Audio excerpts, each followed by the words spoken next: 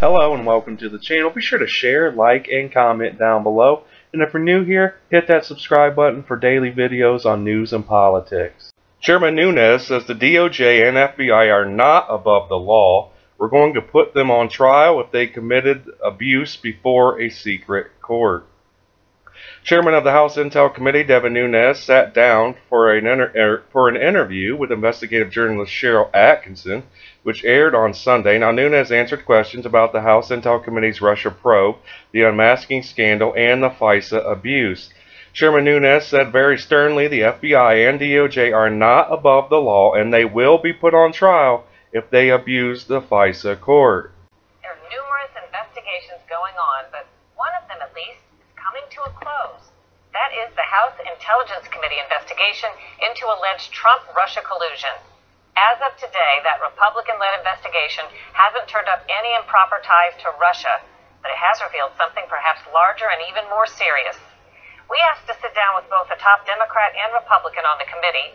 Only the Republican chairman, DEVIN Nunes, agreed. What is the investigation that the House Intelligence Committee is covering? Well, we have a Russia investigation going on whether or not there was collusion between any campaign and the Russians. That's coming to a close. We've never had any evidence of collusion between the Trump campaign and the Russians. So you're comfortable with saying at this point you don't see anything there? No, there's nothing there. What else? So in that investigation, we've unearthed things that are very concerning. We know that there are unmaskings that occurred and probably were leaked to the media. This is intelligence products that were put together. The names of the Americans were masked. Because it's so sensitive, Americans aren't supposed to be spied on by our intelligence agencies. So when they are captured, their names are masked right inside the government. And what we found was happening is that in the last administration, they were unmasking hundreds and hundreds and hundreds of Americans' names. They were unmasking people for what I would say, for lack of a better definition, were for political purposes. How could they use that information? We have no evidence that they leaked this information, okay? We only know this, that names were unmasked, and those names ended up in the newspaper. In a derogatory sense, in terms of political enemies of the Obama administration. Right, it's like political dirt to create a narrative and a spin with the mainstream media. You reported what you learned early on the unmaskings to President Trump and were criticized by your Democrat counterpart on the committee, Adam Schiff, who said you, quote, made a midnight run to the White House where you misrepresented where you received the information. There was an ethics investigation into that and you were cleared. But how would you answer Adam Schiff's criticism that you behaved improperly? Well, most of the time I ignore political nonsense in this town. What I will say is that all of those stories were totally fake from the beginning. When I got that information, okay, which was not at midnight, I didn't jump out of any cars. That was totally fake. It was all made up nonsense. I went out and held a press availability where I told the press, look, I found this information. It has nothing to do with Russia.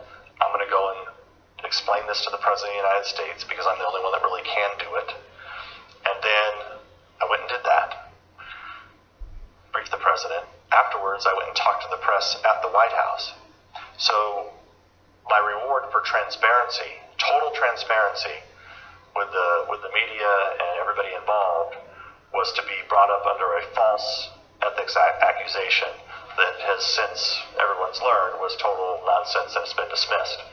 On the unmaskings, one very tangible bit of evidence that to me looks like a crime is the fact that the U.S. ambassador to the UN, Samantha Power, it looked like she had made unmasking requests on a near daily basis, which is amazing in 2016. It's pretty incredible. Yet she reportedly told Congress most of those were not really her. Yeah. Wouldn't that mean somebody committed a serious national security crime if they used her name to request unmaskings of U.S. citizens? Yeah, so we don't know what the truth is there. I think it's highly unlikely that she was not the one who was giving permission to make those unmasking requests. So you don't believe her? I just don't know how that's possible.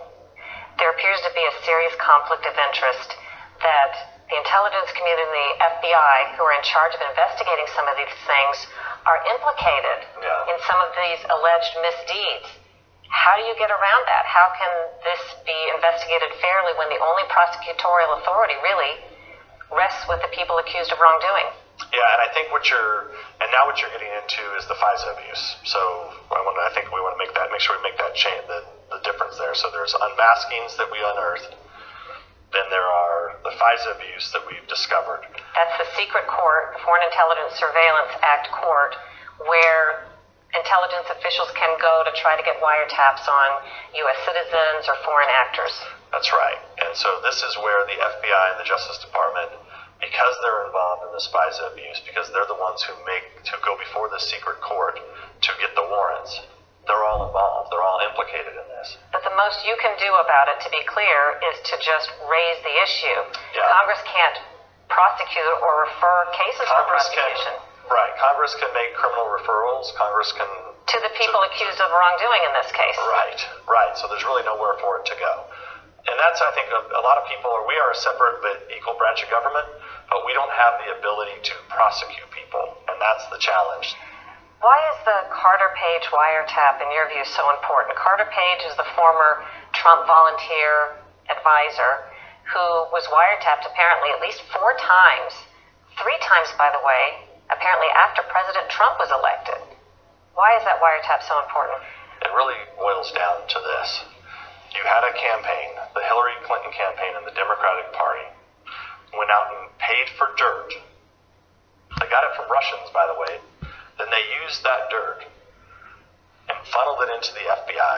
The FBI then used that dirt to get a warrant on a U.S. citizen who was part of the other campaign. A limited role, yes, but still to do that, it's wrong. We asked your Democrat counterpart, Adam Schiff, for an interview, but he wouldn't do it. He said that the memo that you put out was misleading and omitted material facts. Because we didn't want to disclose any sources and methods, we tried to reduce the memo down to what we believed the American people needed to know, what was most important. So we put in the memo the things that were used before the FISA court in order to justify the warrant. Was there other information? Sure, but it wasn't important in terms of the justification of the warrant. Congressman Adam Schiff says your goal is to put the FBI on trial and to put Special Counsel Bob Mueller's investigation on trial. Yeah, well, FISA abuse has nothing to do with the Mueller investigation. As it relates to Department of Justice and the FBI, if they need to be put on trial, we will put them on trial. The reason that Congress exists is to oversee these agencies that we created. DOJ and FBI are not above the law. Congress created them. We oversee them and we fund them, and if they're committing abuse for a secret court, getting warrants on American citizens, you're darn right that we're going to put them on trial. Adam Schiff was also asked to speak with Sharyl Attkisson. However, he did decline the invitation. Schiff only talks to left-wing sycophants who let him get away with his misleading talking points. Now, Chairman Nunes is a hero. He has relentlessly pursued the truth while Schiff and other Dems attacked him nonstop. Media was set ablaze after the House Intelligence Committee released their classified FISA memo on February 2nd. The unclassified memo shows former FBI Director James Comey, Andrew McCabe, Yates, and Deputy Attorney General Rod Rosenstein misled the FISA court. Now these crooked officials better stand trial. We want justice. Be sure to share, like, subscribe, and comment down below and tell me how you feel about this report. But other than that, I hope you guys have a great day. Let's make America great again. Peace.